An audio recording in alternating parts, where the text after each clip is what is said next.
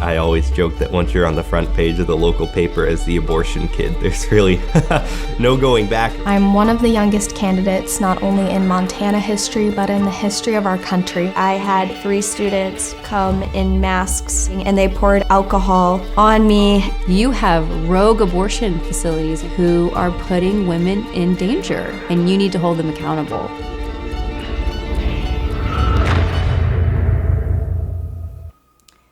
I became involved with Students for Life when I became roommates with Norvilia, who actually now works for Students for Life.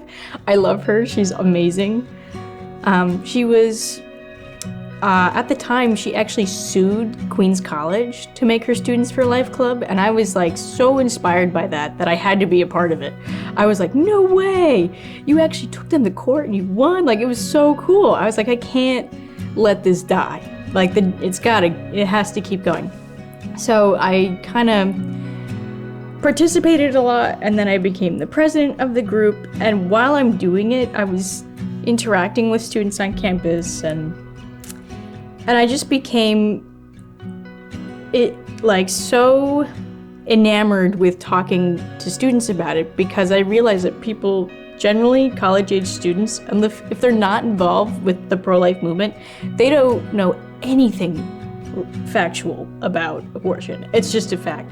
And that's why I became so passionate about it, because there's just so much information that people need for the good of their personal lives, for their health, for their friends. Like, I just became really passionate about disseminating that information to people.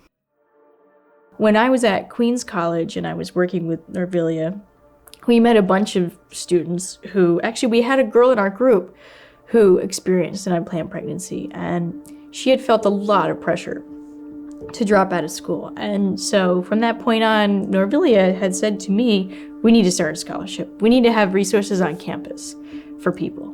And I said, okay, let's do it. And so we fundraised for a couple years, and we didn't really get anywhere, and we were constantly arguing at the college.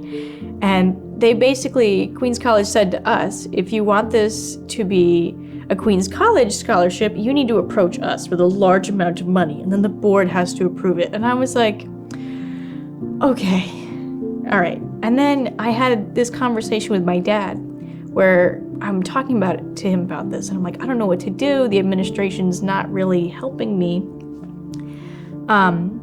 And he said, why don't you just make it an independent 501c3, and then you can award it yourself and have control. And I was like, oh, okay. So that's what I did. And and this happened over the course of like 3 years. And so then I opened up a GoFundMe, and we raised $14,000, and it was amazing how generous people were. Our first recipient was Malika Peguez. When I read her story, I was like, this is the girl, she's it. That's who we're giving it to. She was incredible. She was ex-Air Force, and was in a relationship, did not work out.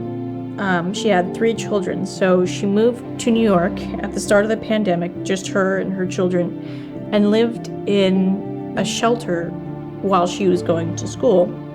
But there was no Wi-Fi in the shelter, and she had to take her kids and drop her children off at her mother's house while she went to a Panera Bread to have Wi-Fi so she could go to classes and attend college. And I thought that was incredible. Living in a domestic violence shelter with 3 children and going to school is insanely difficult. I can't imagine what that must have been like for her. It was really inspiring. And then when I met her, it almost broke my heart. She walked right up to me and gave me a big hug and said, no one ever told me that what I did was worthy of praise. Like, that's word for word what she said to me. And I was like, oh my gosh, you're like Superwoman. How could no one ever say that to you? Because motherhood is so powerful and beautiful. And here she was doing it and going to school.